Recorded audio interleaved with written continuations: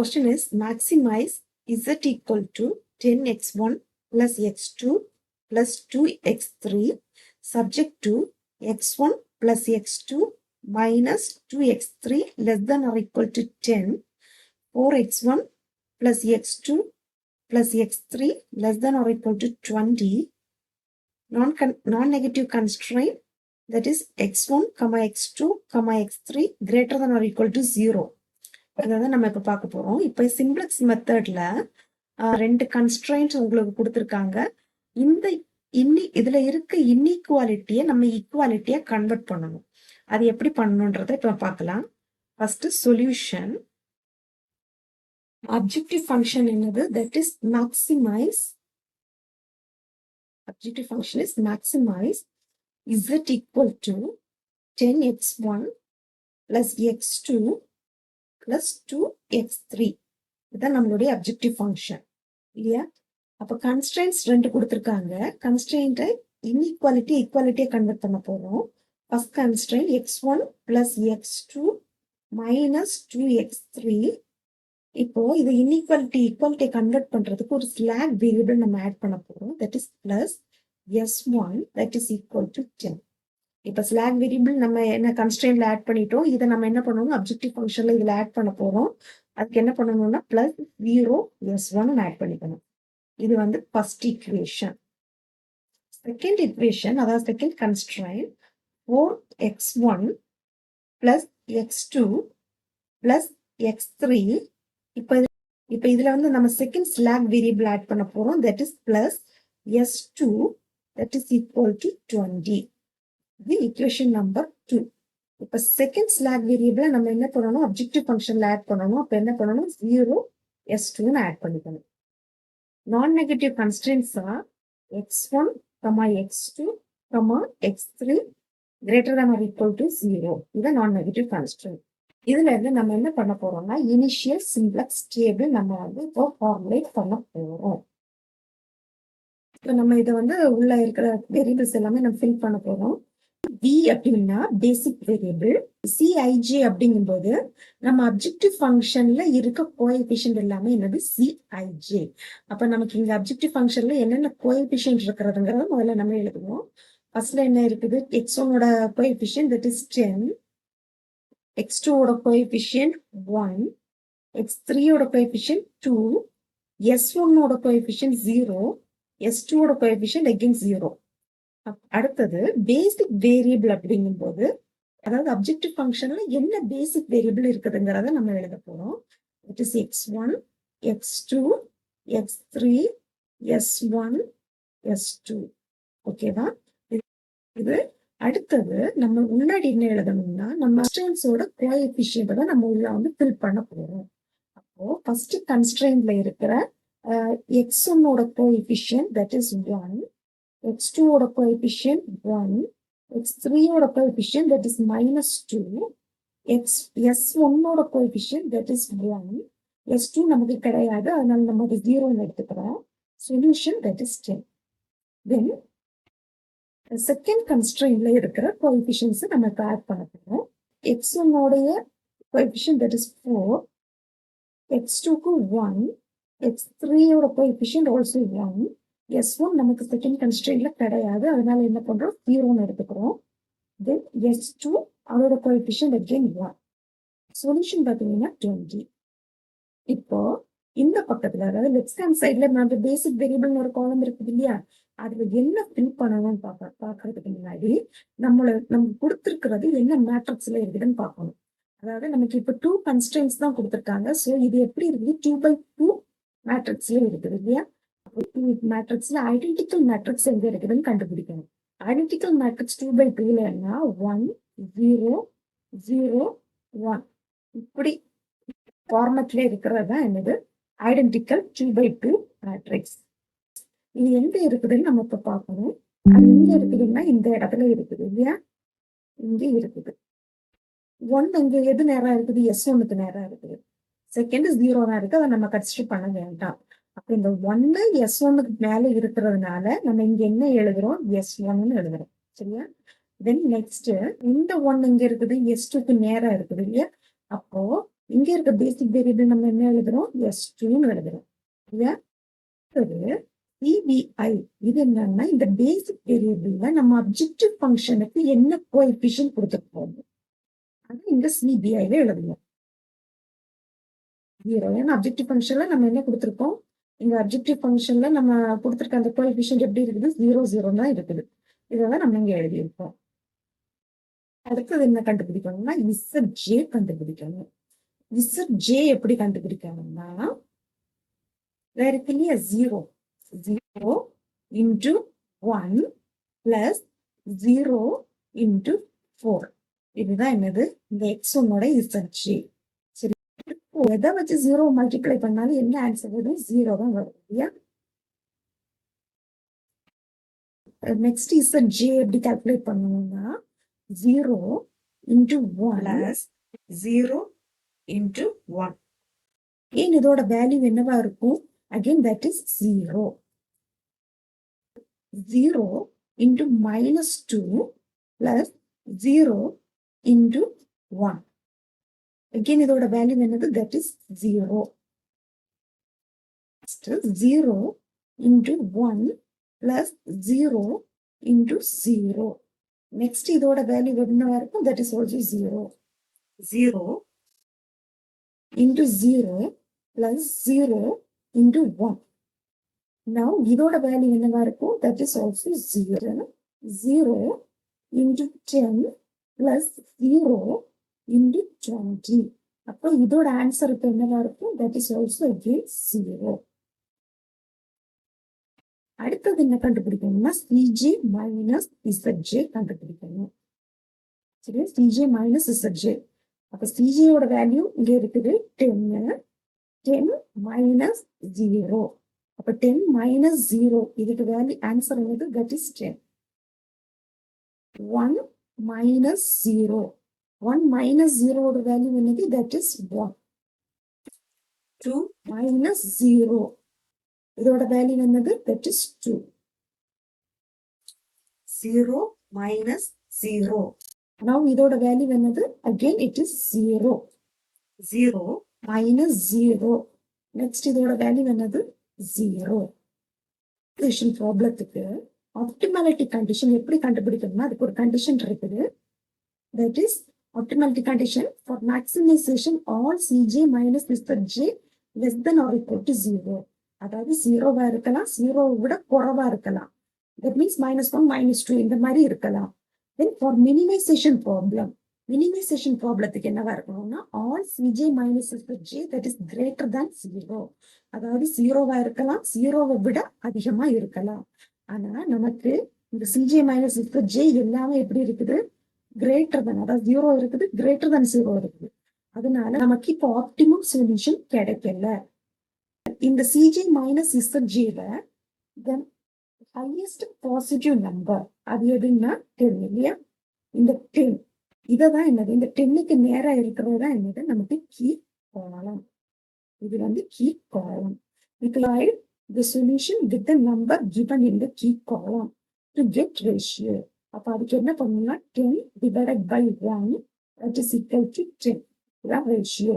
Next 20 divided by 4 that is equal to 5. இது வந்து ratios. இப்போ இதுல வந்து லீஸ்ட் நம்பர் எதுன்னு பார்க்கணும். இந்த ரேஷியோல லீஸ்ட் நம்பர் எது? தட் இஸ் 5 இல்லையா? அப்ப இந்த 5க்கு நேரம் இருக்கிறது எல்லாமே என்னது? இது எல்லாமே என்னது? That is zero. நம்ம ஜஸ்ட் மார்க் பண்ணிப்போம். இந்த கீ காலமும் கீ ரோவும் இன்டர்செக்ட் ஆகுது இல்லையா? இதுக்கு பேர் என்னது? இந்த 4 இதுக்கு பேர் தான் கீ எலமெண்ட். இந்த கீ ரோவும் கீ காலம் எங்க இன்டர்செக்ட் ஆகுது? இதுக்கு பேர் தான் என்னது? Key element. இப்ப நம்ம என்ன பண்ண போறோம்னா ஃபர்ஸ்ட் ஐட்ரேஷனுக்கு மூவ் பண்ண போறோம். பிகாஸ் நமக்கு இந்த ஆப்டிமாலிட்டி கிடைக்கல, ஆப்டிமல் சொல்யூஷன் கிடைக்காதனால we are moving towards the first iteration. இதுல வந்து Cij வந்து ஆல்ரெடி நமக்கு எந்த சேஞ்சஸும் வராது. நமக்கு அப்ஜெக்டிவ் ஃபங்க்ஷன்ல இருக்க கோஎஃபிஷியன்ட் அப்படியே எழுத போறோம். That is 10 then 1 2 0 0. அப்போ இதோட வேரியபிள்ஸ் பேசிக் வேரியபிள்ஸ் என்னது? That is x1 x2 x3 1 s2. இதான் வந்து பேசிக் வேரியபிள்ஸ். ஸோ இங்க நம்ம பேசிக் வேரியபிள்ஸ் கண்டுபிடிக்கிறதுக்கு முன்னாடி என்ன பார்க்கறோம்னா, இங்க இந்த S2, அதாவது நம்ம கீ காலம் இருக்குது இல்லையா, இது என்னன்னா லீடிங் வேரியபிள் ஆகுது. இப்ப இந்த X1, அதாவது நம்ம கீ காலமா நம்ம சூஸ் பண்ணோம் இல்லையா, இந்த X1 இப்ப என்ன ஆகுது, என்டர் ஆகுது. சரியா? இப்ப இந்த X1 என்டர் ஆகுது. அப்ப இதுல இது வந்து இந்த பேசிக் வேரியபிள் அப்படியே தான் இருக்கும். இங்க என்ன ஆகுது, X1 என்டர் ஆகுது. இப்ப X1ஓட வேல்யூ என்னது, X1ஓட கோஎஃபிஷியன்ட் என்னது அப்ஜெக்டிவ் ஃபங்க்ஷன்ல, தட் இஸ் 10 அப்படியே எழுதிக்கிறோம். S1ஓட கோஎஃபிஷியன்ட் தட் இஸ் 0. அப்ஜெக்டிவ் ஃபங்க்ஷன்ல நமக்கு அது 0 கொடுத்துருக்காங்க. நெக்ஸ்ட் அதை எப்படியும் எழுதிக்கிறோம். இப்போ நமக்கு இந்த புதுசா வந்திருக்கு இல்லையா வேரியபிள், அதை இப்ப என்ன பண்ண போறோம், எழுத போறோம். அதை எப்படி கண்டுபிடிக்கணும்னா, அதுக்கு ஒரு ஃபார்முலா இருக்குது. New value equal to divide the key element with all values. Key எலமெண்ட்டை வச்சு எல்லா வேல்யூஸையும் நம்ம என்ன பண்ண போறோம், இப்போ டிவைட் பண்ண போறோம். கன்ஃபியூஷன் இல்லாம இருக்கிறதுக்கு நான் ஒரு ஐடியா சொல்லி தரேன். இது எப்படி எழுதணும்னா, காலத்தை முதல்ல எழுதியிருக்கோம். That is 4, the new value இல்லையா, 4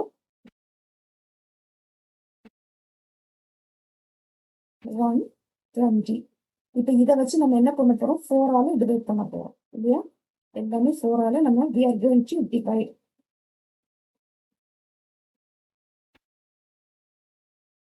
4/4 that is 1. இதோட வேல்யூ that is 1/4. இது 1/4. Now this is 0. Again 1/4. Now இதோட வேல்யூ that is 5. இது அப்படியே நம்ம என்ன பண்ண போறோம், இது எழுத போறோம்.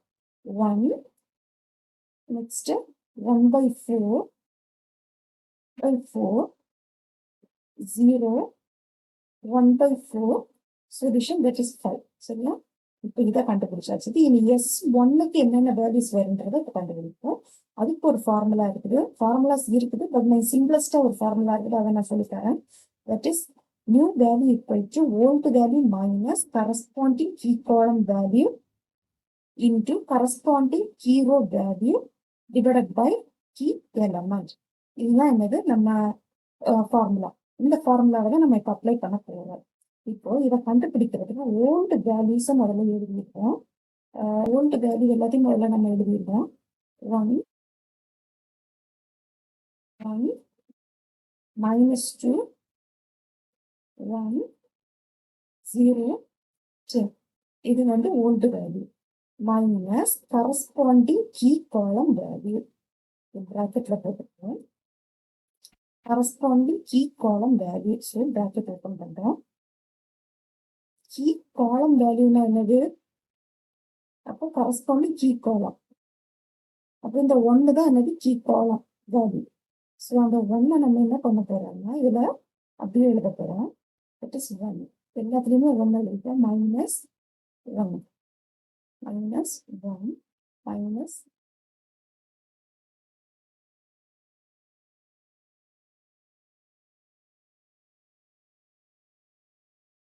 Corresponding key row.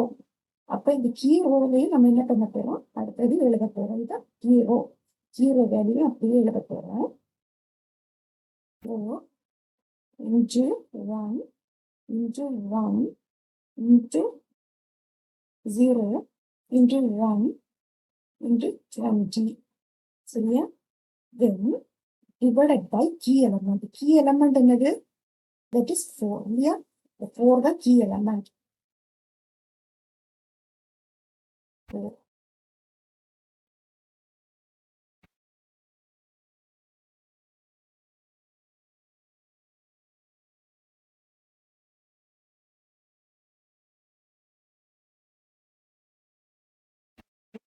1 minus இந்த 4 4 என்ன ஆகும், கேன்சல் ஆகிடும். இப்போ என்ன ஆகுது, 1 equal to 0 minus 1 into 1 that is 1/4. இப்போ இதுக்கு LCM எடுத்தோம்னா என்ன வரும், 4 4 minus 1 that is equal to 3/4. next -2 minus 1/4.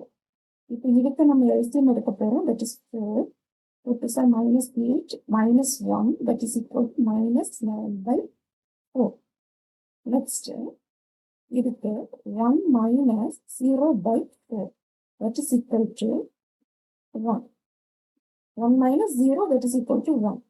Next, 0 minus 1 by 4 that is equal to minus 1 by 4. Next, 10 minus இதை வந்து கேன்சல் பண்ணிக்கலாம். அப்போ என்ன வரும்? This is 1, this is 5 ஆயிரும். 1 minus 5 that is equal to 5. சரியா? இப்போ என்ன பண்ண போறோம்? இந்த வேல்யூஸ் அப்படியே என்ன பண்ண போறோம்? இந்த காலத்துல எழுத போறோம். அப்போ இதுக்கு ஆன்சர் என்னது? That is 0, 3 by 4, minus 9 by 4, 1, minus 1 by 4, 5. சரியா? Next, we are going to find out ZJ. ZJ எப்படி கண்டுபிடிக்கணும்? The same thing. 0 into 0 plus 10 into 1 equal to 0 plus 10 that is equal to 10. So,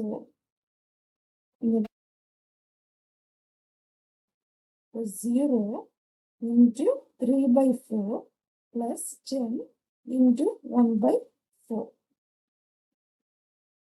So, இதுக்கு value வந்து 0 plus இதை cancel பண்ணிட்டோம்னா 5 by 2. Answer என்னது? 5 by 2. So, இதோட answer that is 5 by 2. Next, 0 minus 9 by 4 plus 10 into by 4 equal to 0 plus இதை cancel பண்ணிட்டோம்னா என்ன ஆகும்? that is 2, 5, 0 plus 5 by 2. இது again that is 5 by 2. 5 by 2 இப்படி எழுதுறோம். 5 by 2 that is 0. Be 5 by 2. 0 into 5 that is 0 plus 10 into 5 that is 50. Answer another 50. Next we are going to find out CJ minus ZJ. அப்போ CJ ஓட value என்னது? that is 10. First ஓட value என்னது? that is 10 minus 10. 10 minus 10 ஓட answer என்னது? that is 0. 1 minus 5 by 2. 1 minus 5 by 2 ஓட value that is minus 3 by 2. Next, 2 minus 5 by 2. 2 minus 5 by 2 ஓட value that is minus 1 by 2. 0 minus 0. Value that is 0. 0 minus 5 by 2 ஓட value minus 5 by 2.